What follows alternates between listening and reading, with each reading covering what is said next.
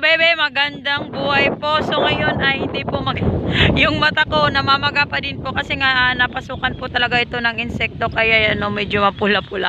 So ngayon kasi nga is mahalaga nga po yung bawat katanungan po ng bawat isa, lalong-lalo na po sa mga gustong magsimula or kakasimula pa lang dito sa mundo ng duck farming kasi nga pag bago pa naman po talaga tayo is marami po talaga tayong mga katanungan. So ito po yung katanungan ng kabebe natin, si Sir Mariano Calago. Shout out po sa iyo, sir.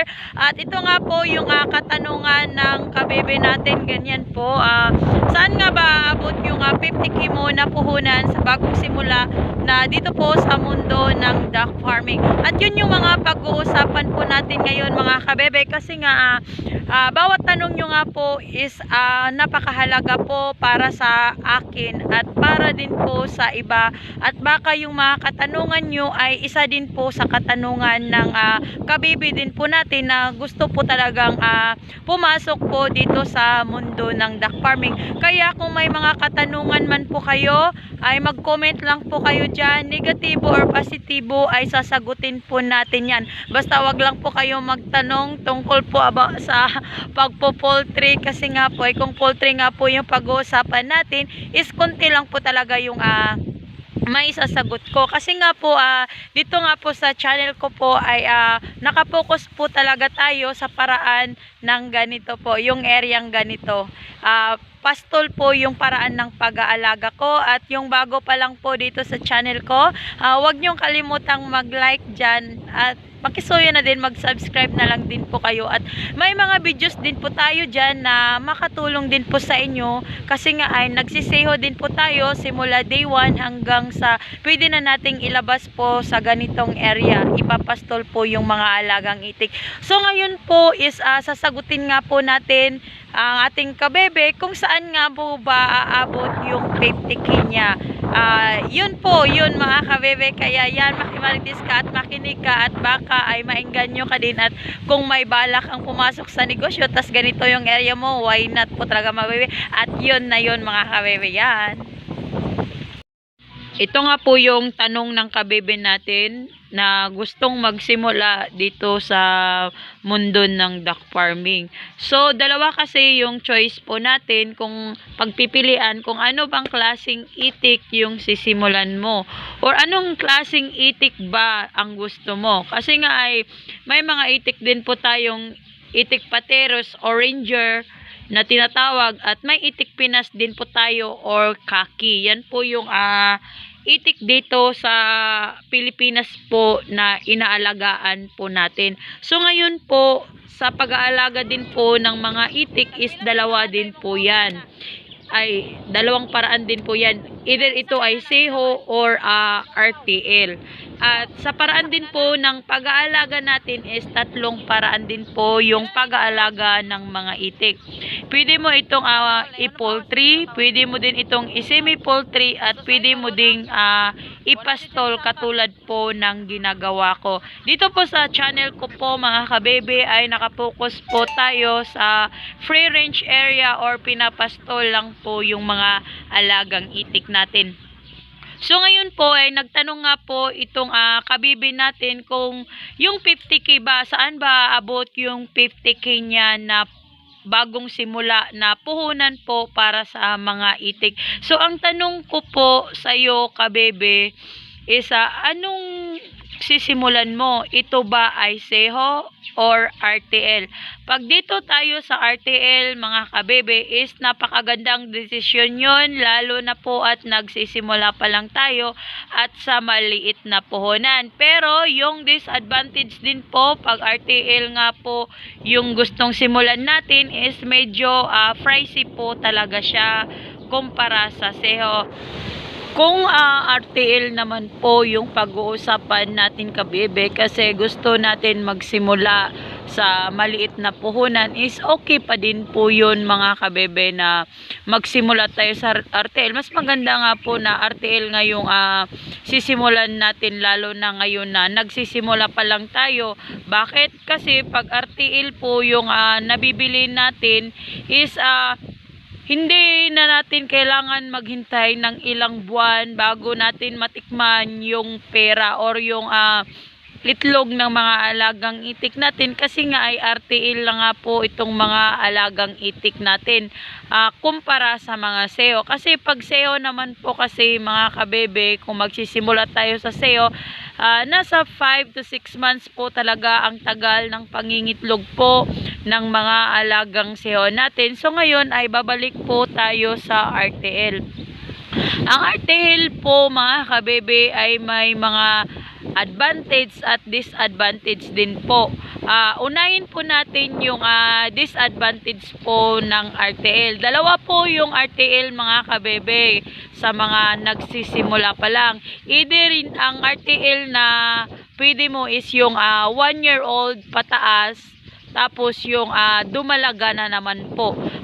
May iba din po mga kabebe, lalong-lalo na dito sa mundo ng duck farming, yung paraan po ng marketing or strategy po ng mga duck farmers din po nating ito din po yung hanap buhay na nagbibenta is sinasabi nila na itong binibenta nilang itik is bata pa. So tayo naman po is nagkiklik naman po tayo. Isang paalaala lang po na pag ganitong RTL po yung gusto po natin mapagmatsyag po tayo. Mas maganda na may kasama po tayong bibili sa mga itik na alam po kung ano yung matanda at alam kung ano yung dumalaga na itik. At sa ganun ay iwas logi. Lalong-lalo na sa ngayon na pag tayo nagsisimula is wala po talaga tayong idea kung ang itik na hawakan natin is maganda ba ang pundasyon. So ito nga po yung mga disadvantage po mga kabebe. Pag nakabili ka po ng itik na RTL is yung nabili mo is nangingitlog siya, pagkatapos ng ilang buwan is nagmumulting na siya. So yun po yung mangyayari mga kabebe. Tas malaking problema pag nagmumulting yung mga alagang itik na nabili mong RTL. Alam mo ba kung bakit? Kasi pag magmumulting or nagluluro po ang mga balahibo ng mga RTL mo is nasa 100% po talagang hindi mangingitlog. At ilang buwan din po ba kabebe bago makarecover itong mga alagang itik natin na nagmumulting or nagloloro. So mga kabebe, mataas yung 3 months, tapos yung pinakababa is nasa 1 buwan po mahigit, tas yung recovery pa. So imagine mo yun mga kabebe, pag nagbili ka ng mga itik, tas RTL yung nabili mo, tas ganito ang mangyayari, malulugi ka po talaga. Lalo na po at yung paraan mo ay poultry. Bakit? Nabili mo na yung mga itik mo pero wala pa ding income, gastos ka ng gastos, labas ka ng labas ng pera kasi nga poultry. Pero pag ito ipapastol mo katulad ng paraan ko, makabili ka man ng RTL na nagluluro or nagmumulting is medyo hindi po tayo maalanganin kasi nga po is napapastol natin itong mga alagang itik natin dito sa area na hindi na natin kailangan maglabas pa ng pera. So ngayon, ang advantage naman din po sa RTL is easy money. Bakit easy money? Kasi nga ay pagbili mo is mga ilang buwan is or ilang weeks ay pwede na po mangitlog itong mga alagang itik natin na RTL. At yun lang yung mga babantayan po talaga natin, yung itik na dumalaga ba or matanda ba. At yun nga, magkano din po ba yung market po ng isang RTL, kabebe? So, ang sagot ko po dyan is pag dumalaga 100%, 5 to 6 months po, is ang presyo po dyan sa merkado, lalong-lalo na po dito sa Bukidnon. Iba't iba po yung presyo natin dito sa RTL mga kabebe. Dito po sa Bukidnon, 5 to 6 months is 250 per head po yun. babae at lalaki. Yun po yung presyo po natin dito sa merkado. Tapos ang pinakababa po talaga na itik din na RTL, yung sinasabi kong 1 taon na mahigit, is nasa 150 pesos per head. So, ikaw na bahala ka, baby, kung saan sa'yo dyan. Kasi nga ay sa 50,000 mo is pwede ka nang mamuhunan ng mga itik. Pero yun lang din po yung disadvantage. Medyo pricey po talaga pag magsisimula tayo sa RTL. Pero ang masasabi ko, magandang simula din po ang RTL. Lalo pag ganitong paraan po yung pag-aalaga mo, katulad po ng ginagawa ko. Dito po sa channel ko, mga kabebe, is nakapokus po tayo sa paraan po ng pagpapastol. So ngayon po, sinishare ko po sa inyo itong idea kasi marami sa atin ang gustong magsimula talaga. Pero walang saktong idea. So ito na naman din po. Seho. Simulan natin is kabaliktaran din po sa mga RTL. Kung ang RTL is pricey yung price, yung mga SEO ay medyo konti lang po yung magiging puhunan natin doon sa kanila kumpara sa RTL. Kasi nga po, nasasabi kong konti lang is number one is yung SEO is depende po sa lugar na pagbibilhan natin. May iba't ibang lugar na mura lang din po yung mga SEO. May mga lugar din po na mahal yung mga SEO. Dito po sa Bukidnon, mga kabebe, yung isang SEO po natin dito is nasa 50 up to 60 pesos per head ang babae.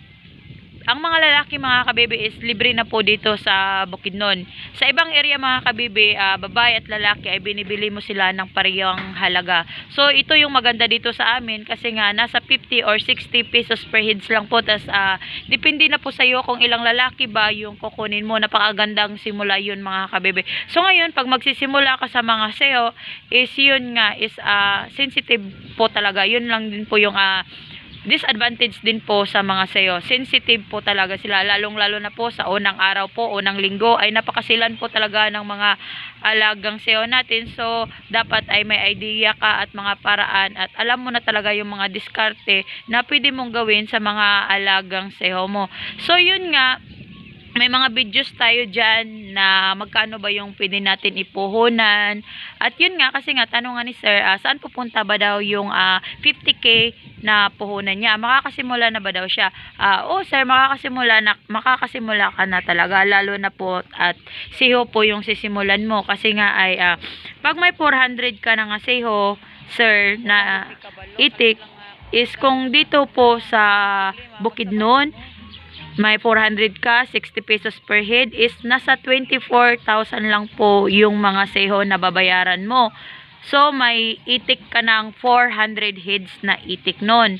At sa feeds naman po ay konti lang yung magagasto mo kasi nga po is konti lang yung itik mo. Mas maganda din po yun na magsimula tayo sa konti. So, ngayon po kasi 400 heads lang yung itik na bibilin mo. Example lang po ito, sir, ha, para naman po ay may idea tayo kasi ito yung problema sa iba eh. Gusto sila magsimula pero yun nga, wala silang masyadong idea. So ngayon is bibigyan kita ng idea, sir, kung magkano nga ba ang pwede mong puhunan sa simulang mga SEO mo. So ito po, mga kabebe, sa 400, ulitin ko, sa 400 heads po na mga itik or SEO, mga kabebe, dito sa Bukidnon, kung dito mo sila bibilhin or dito ka magsisimula sa Bukidnon, pag yung 400 heads mo, 60 pesos per head, i-times mo sa 400 is nasa 24,000 lang po yung mababayaran mo. May mga SEO ka ng 400 heads.